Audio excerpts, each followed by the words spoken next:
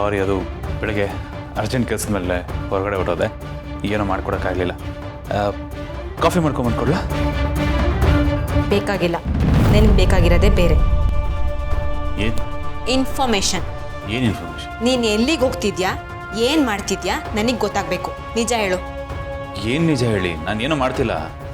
ಸುಳ್ಳು ಹೇಳ್ಬೇಡ ಜೈ, ನನಗೆಲ್ಲ ಅಪ್ಡೇಟ್ ಇದೆ.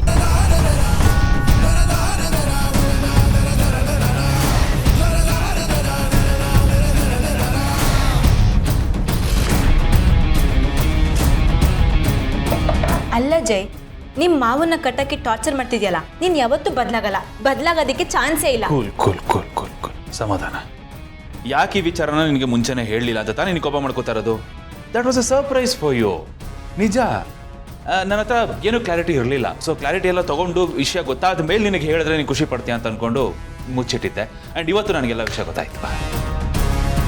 ಯಾವ ವಿಷಯ? ನಮ್ಮ ಅಣ್ಣನಿಗೆ ಆಗಿದ್ದು ಅವಳಿ ಜವಳಿ ಮಕ್ಕಳು, ಅದರಲ್ಲಿ ಮೊದಲನೇದು ಹೆಣ್ಮಗು. ಆ ಹೆಣ್ಮಗುನ ನಾನು ಕಿಡ್ನ್ಯಾಪ್ ಮಾಡ್ಕೊಂಡು ಹೋಗಿ ಅದನ್ನು ಸಾಯಿಸಿದ್ದೀನಿ ಅಂತ ಅಂದ್ಕೊಂಡಿದ್ದೆ, ಬಟ್ ಅದು ಸುಳ್ಳು. ಆ ಮಗು ಬದುಕಿದೆ. ಆ ಮಗು ಯಾರು, ಎಲ್ಲಿದೆ ಅನ್ನೋ ಕಂಪ್ಲೀಟ್ ಡೀಟೇಲ್ ನನ್ನ ಹತ್ರ ಇದೆ. ನಾನಿಂದ ಎಲ್ಲದನ್ನು ಕಿತ್ಕೊಂಡು ನನ್ನ ಬೀದಿಗೆ ತಳದ್ನಲ್ಲ ಗೌತಮ್, ಅವನ ವಿರುದ್ಧ ಸೇಡ್ ತೀರಿಸ್ಕೊಳ್ಳೋದಿಕ್ಕೆ this is the bloody right chance.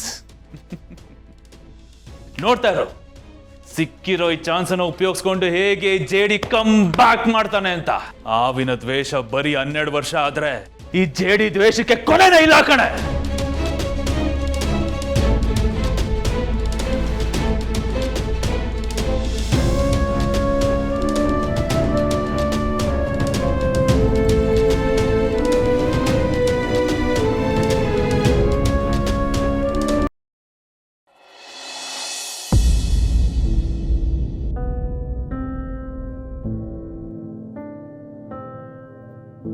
ಇವಳನ್ನ ನಾನು ತುಂಬ ಹಚ್ಕೊಂಡಿದ್ದೆ ಭೂಮಿಕಾ.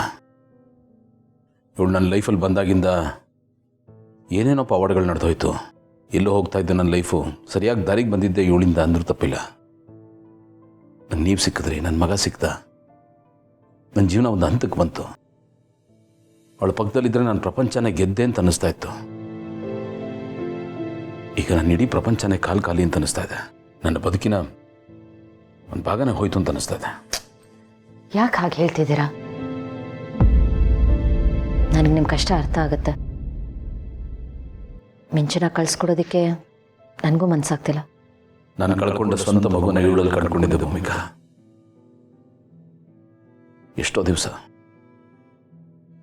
ಇವಳು ಮೊದಲು ನನಗೆ ಸಿಕ್ಕಿದಾಗ ಯಾರ ಜೊತೆನೂ ಮಾತಾಡ್ತಾ ಇರಲಿಲ್ಲ. ಬೊಂಬೆ ಜೊತೆನೇ ಓಡಾಡ್ತಿದ್ಲು. ಅವಳು ಮತ್ತು ಬೊಂಬೆ ಅಷ್ಟೇ ಅವಳ ಪ್ರಪಂಚ.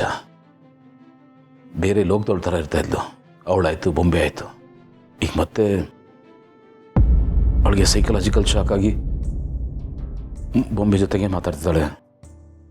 ನನಗೆ ಒಳಗಡೆಯಿಂದ ತುಂಬ ಭಯ ಆಗ್ತಾಯಿದೆ ಭೂಮಿಕಾ. ಮಿಂಚನೆ ನಮ್ಮ ಮಗಳಾಗಿದ್ರೆ ಎಷ್ಟು ಚೆನ್ನಾಗಿರೋದಲ್ವ? ನನಗೂ ಹಾಗೆ ಅನ್ಸೋದು. ನಮ್ಮ ಮಗಳಿದ್ದಿದ್ರೆ ಅವಳು ಮಿಂಚೆ ಥರನೇ ಇರ್ತಿದ್ಲು ಅಂತ. ಆದರೆ ಏನು ಮಾಡೋದು, ರಿಯಾಲಿಟಿನೇ ಬೇರೆ ಅಲ್ವಾ? ಈ ಪರಿಸ್ಥಿತಿ ಬರ್ತಾ ಇದ್ದಿದ್ರೇ ಚೆನ್ನಾಗಿರೋದು. ಆದರೂ ನಂಗೆ ಅರ್ಥ ಆಗ್ತಿಲ್ಲ, ನಮಗೆ ಯಾಕೆ ಈ ರೀತಿ ಒಂದು ಫೀಲಿಂಗ್ ಆಗ್ತಿದೆ ಅಂತ. ನಮ್ಮ ಮನ್ಸು ಬಂದಾಗೆಲ್ಲ ಅವಳನ್ನು ಅಲ್ಲೋಗಿ ನೋಡ್ಕೊಂಡು ಬರ್ಬೋದಲ್ವಾ? ಆದರೂ ಆ ಮಗು ಜೊತೆ ನಮ್ಮ ಅಟ್ಯಾಚ್ಮೆಂಟ್ ಬೇರೆ ಥರನೇ ಇದೆ ಭೂಮಿಕಾ. ಒಳ್ಳೆ ರಕ್ತದ ನಂಟಿರೋ ಥರ ಫೀಲ್ ಇದೆ. ಈ ದೇವ್ರಿಗೆ ನನ್ನ ಮೇಲೆ ಯಾಕೆ ಇಷ್ಟು ಕೋಪ ಅನ್ನೋ ಗೊತ್ತಿಲ್ಲ. ಕೊಟ್ಟಾಗಿ ಮಾಡಿ ಕಿತ್ಕೋತಾ ಇದ್ದಾನೆ. ಆಗ ಎಷ್ಟು ಸಂತೋಷ ಕೊಟ್ಟಿದ್ನೋ ಅದರ ದುಪ್ಪಟ್ಟು ನೋವಾಗ್ತಾ ಇದೆ. ಈ ಟೈಮ್ ಅನ್ನೋದು ಎಷ್ಟು ಕ್ರೂರಿ ಅನಿಸ್ಬಿಡುತ್ತೆ. ಮಿಂಚು ಕಷ್ಟ ಕೊಡಬೇಕು ಅಂತ ನಾವು ಅವಳನ್ನ ಅಲ್ಲಿ ಕಳಿಸ್ಕೊಡ್ತಿಲ್ಲ. ಮಹಿಮಾ ಹುಷಾರಾಗಲಿ ಅಂತ ಕಳಿಸ್ಕೊಡ್ತಿದ್ದೀವಿ. ಅದು ಬಿಟ್ಟರೆ ನಮ್ಮ ಹತ್ರ ಬೇರೆ ಚಾಯ್ಸು ಇಲ್ಲ.